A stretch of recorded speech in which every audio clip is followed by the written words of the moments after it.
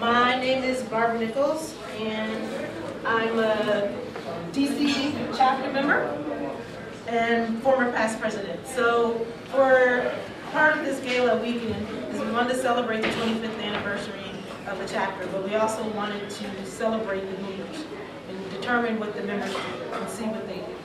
And so usually when we're chapter members and we're either at a meeting and we're talking about PCI or doing business or fundraising, we never ever get the opportunity to actually hear about what people are doing, what people are passionate about. So this forum is kind of to address that so we can see the other side of the NSBE members. So we kind of did it, we wanted it to be informal.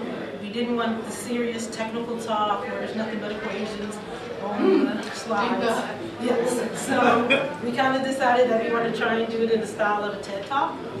And so that's kind of the theme for today. So informal, just to let you know what we're doing, what our passions are, what we do every day. And so for our first of all, we want to thank MITRE for being a sponsor of our event. And today we have Charlotte Farmer, from MITRE, who's going to talk about business at the speed of technology. And I just want to read a brief of her biography. So Ms. Farmer is a MITRE transformative executive. They also call them principals. It provides services for major organization restructuring, strategic planning, process management, and program management. She serves on the approved performance for government clients such as NASA, DIE, DOD, and IRS. In addition, she's created value for commercial clients across many industries, pharmaceutical industry, communications, media, and entertainment.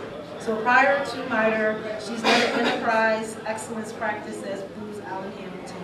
And in the early years, she progressed rapidly as a chemical engineer at Eastman Kodak, and along with leadership positions in research and development. So Ms. Farmer holds a lot of professional certifications, including in strategic management, change management, Lean Six Sigma, and project management. She heavily invests her time and expertise beyond the office by working in the community towards professional development. Her achievements include several leading successful community initiatives along with training, coaching, and evaluating clients. So she's committed to the impact of public interest as well, and she's done work with the West Point Academy and other notable institutions have recognized her initiatives to STEM leadership efforts. She is a Kodak Fellow. She graduated summa cum laude as a chemical engineer. She has a master's in chemical engineering. And then in 2000, she received the MBA. However, she is most proud of her recent Veo Award because she feels that it's really nice to be recognized by her peers. And I'm getting my butt kicked working on my PhD in systems engineering. So after this, I gotta go work on my dissertation. So be kind.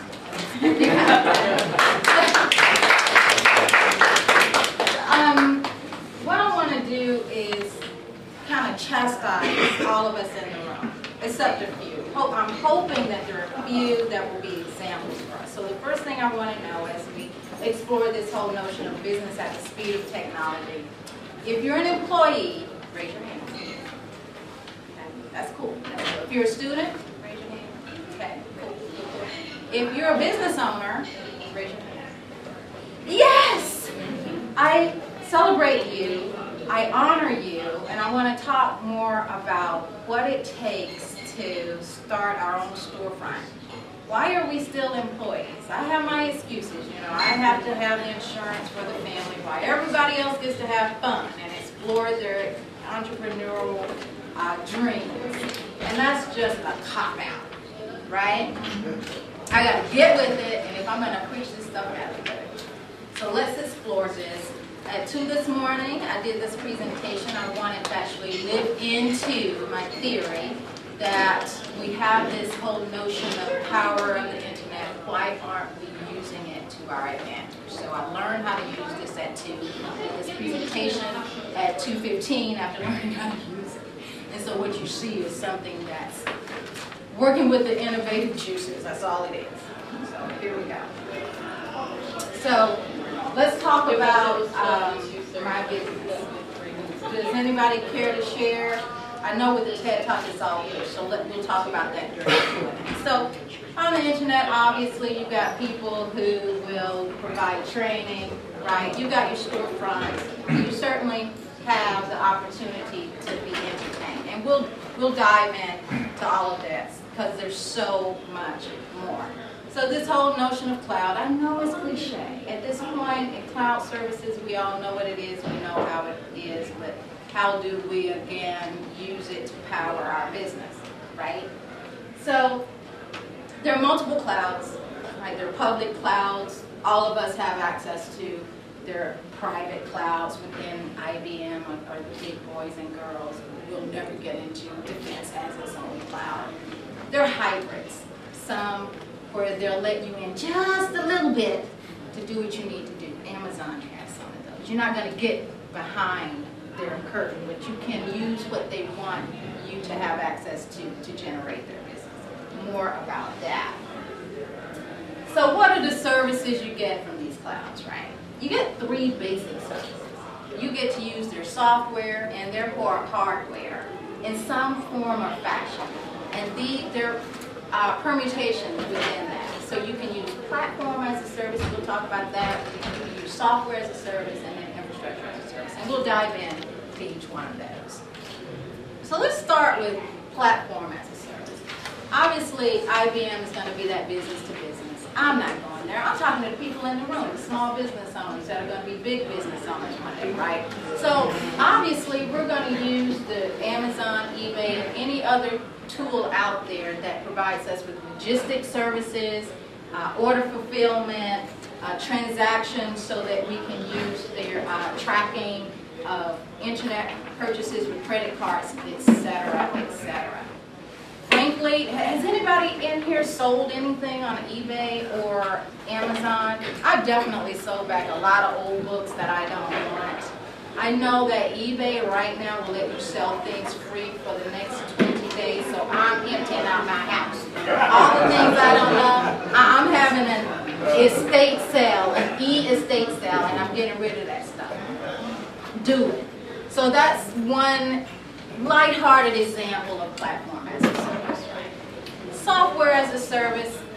Why would we ever buy Microsoft Project or any of those Word, or how would you ever do that in this day and age? You don't really need to. If you're a small business and you need to do some document management, why aren't you using OneDrive or Google Drive or all of these things? Last night, well, this morning at 2, I learned how to use Prezi. I heard about it, and my daughter did it at Howard. And she said, yeah, I'll give it a try. So I did. And I'm a baby of the 60s, so that's a big deal for me.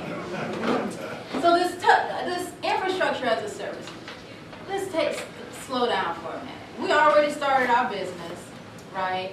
We've already got our order fulfillment, we've got our logistics, we've got our software, we've got an email architecture for people to send things to LLC me, right? We just started our business and we already smooth and polished. And now we're going to go a bit further. We're going to do some marketing. We're going to get out and in front, and we're going to use storage, right? When people send us documents, when people send us pictures, when people send us information, we're going to put it in Dropbox or any of these other tools. But most importantly, we got to have an app. We got to get out front. Or do we really? I mean, there are a lot of billion-dollar businesses that are behind the scenes and you don't even know they exist. We can talk about that offline. But in this market, having an app for that, it doesn't hurt. It doesn't hurt at all. Frankly, in YouTube, it has allowed a lot of us to step out there and be instructors. There are now YouTube actors. You've seen them. If I'm going to give a presentation and I want to check to see what my competitors are talking about, I go on YouTube and see what everybody has to say about it, and I fill in the gaps. YouTube, can you tell me who broke YouTube? It was the Gangnam Style guy, and I cannot do that dance. I will not do it for you. The point mega businesses, leveraging the power of the possible someone else's infrastructure. That's all this individual did, right? And that's all our younger generation. They're smart enough to get out there and just use it. When I was in South Africa recently, and obviously South Africa isn't a good example, but if you, at all not a good example because it's very well infrastructure there. But if you go to a third world, you're not going to see the telephone poles. You're going to see more mobile because they don't have the infrastructure. They just go, they leapfrog beyond our network externality. Leverage the realm of the possible.